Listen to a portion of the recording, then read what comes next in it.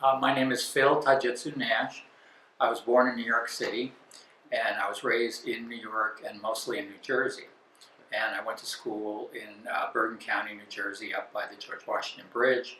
And then I went to school at NYU as an undergraduate, and then I ended up at Rutgers Law School in New Jersey studying law.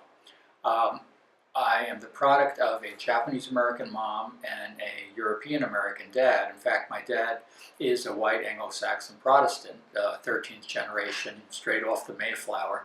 So I have family roots that go back hundreds of years and roots that go back just to my grandparents on my mom's side.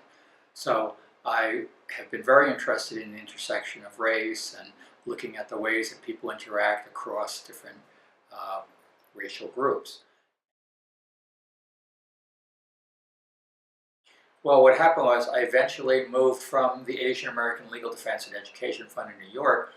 I moved to DC and I helped to found the national group called the Asian American Justice Center. I was the first executive director for 2 years, and that was in '93 and '94. And I was in DC, and I realized that there was a need for a course down here in the DC area, but I was very busy helping to set up this organizations like the NAACP Legal Defense for Asian Americans. I had an office in LA, an office in San Francisco, and an office in New York. So I was running around doing all this stuff, having a great old time. And meanwhile, I was also teaching law at Georgetown Law School. So, I mean, I was always doing 2 or 3 things at the same time. It was always a little crazy, but it was good. And so when I left there, I started doing other things, and I was invited to come over and start teaching at the University of Maryland. Sung Kyung Kim was a person who had been the founding faculty member.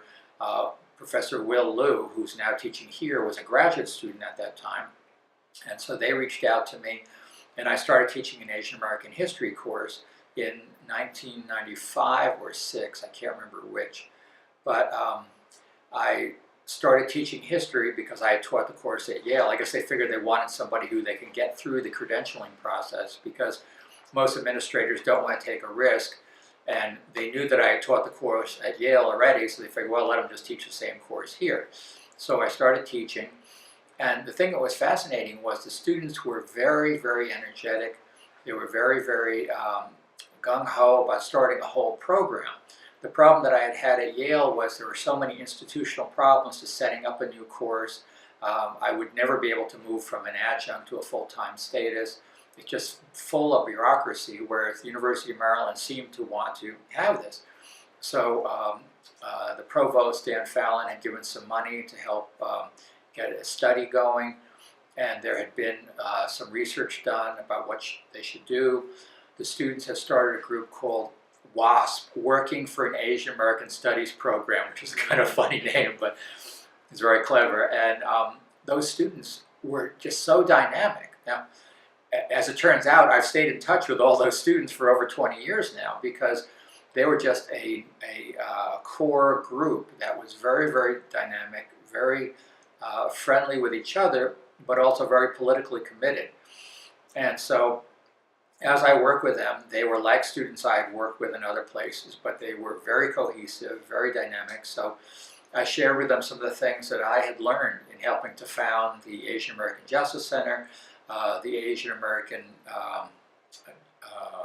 courses at Yale and NYU, and even the Asian American Legal Defense Fund, which just had its 45th anniversary founding this year.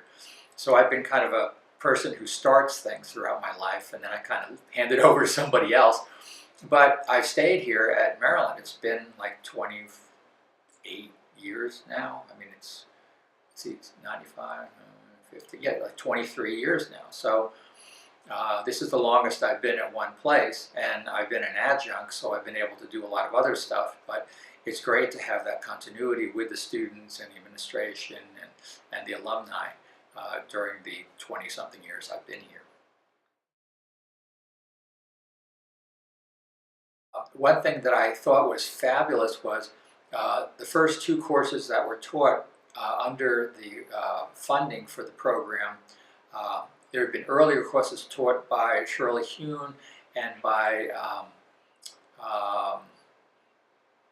other people, but the first 2 that were taught directly with funding for an Asian American Studies program were taught by Dana Tysoon Burgess and myself. He taught an Asian American dance class, and I taught the Asian American history class. And I thought, it's just fabulous. You should be able to dance, and you should know a little bit about your history. So I didn't take the class, but I watched one of the classes, and the students really enjoyed it. And I think we're the only program in the country that started out by having a dance class. Usually they have literature or some other thing. And the early faculty, aside from Dana, John Cheng came in and taught the history class when I moved over to teach the policy class. Later on, when I was serving as a curator at the Smithsonian, I taught an Asian American art class because I was learning a lot about Asian American art and artists. I ended up teaching the oral history class one semester. So I've had a number of different experiences. And the other thing that's fascinating is that the Asian American Studies program itself has had a number of different incarnations. So we started out being a project, then we ended up being a program, and then we had a big decision about, do we become a major?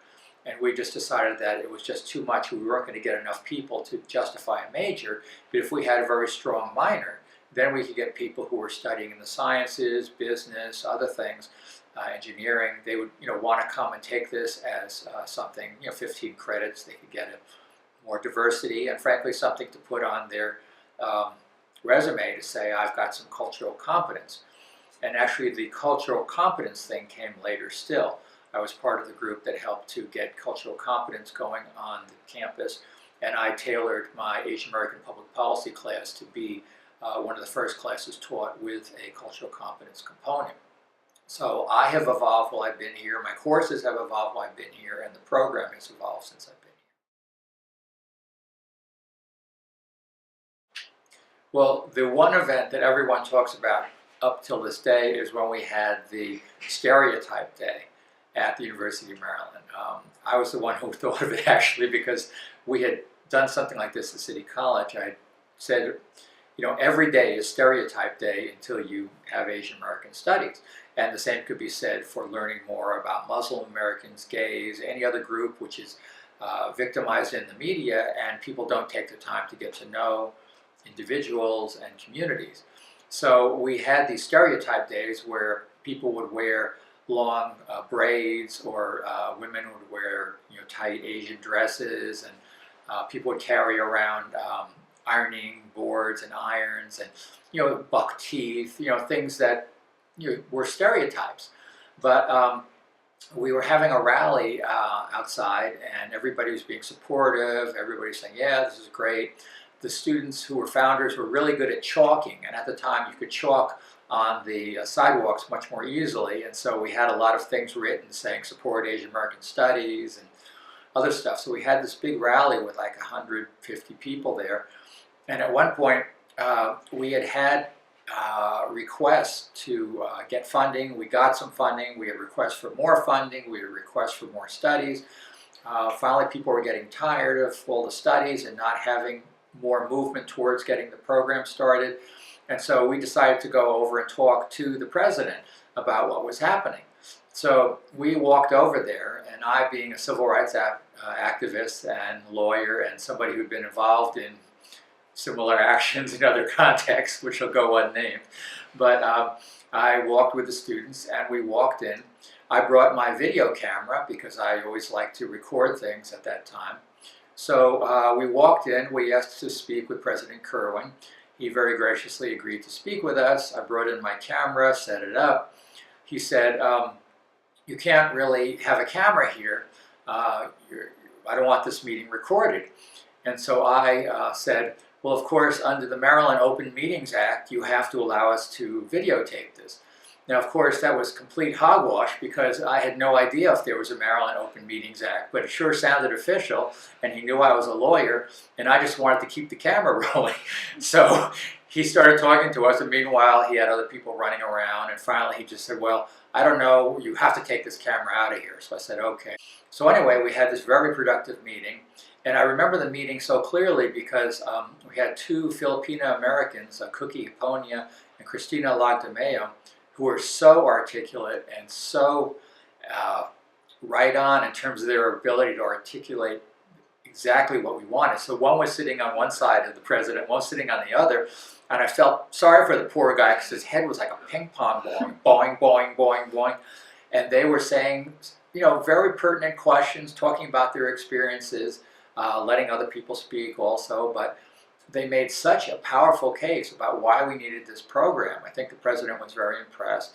And he was kind of a progressive guy anyway. I don't think he was opposed. But I've heard from other people that it was a very successful meeting. And we were able to get some funding, and we continued to have more courses. The other thing that was very important was the stereotype day that had preceded this meeting. And I think we had people wearing buck teeth, wearing their cues, wearing their dresses and things to make themselves look like a stereotype of an Asian person, if you don't know anything about Asian Americans. And I think that was a really good experience too, because it educated people. And again, part of what Asian American Studies is about is not only recording and celebrating Asian Americans, but doing some research and helping to educate the broader community about Asian Americans.